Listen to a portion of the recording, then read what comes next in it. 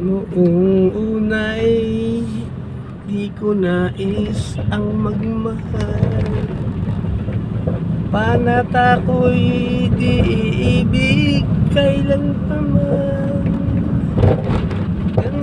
Ganyan ang pangako ko kay inay, habang ako'y nabubuhay. Ito naman ang panata ko kay itay, magsisikap ako't maghahanap buhay.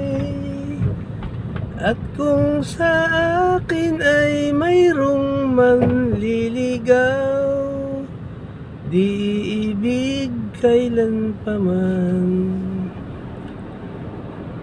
Ngunit ano ba ang aking nadarama? Tibok ng puso ko'y hindi mapigilan. Pag-ibig din ang dahilan, kaya't sumamang magtanan.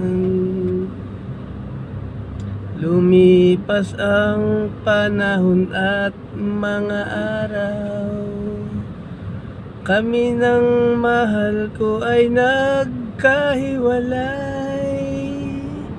Ukay sakit ng sinapit, yaring buhay, pag-ibig lang ang dahilan.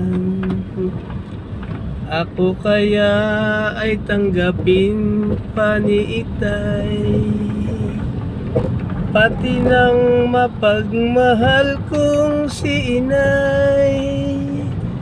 Ako'y nagsisisi sa aking nagawa, pag-ibig lang ang dahilan.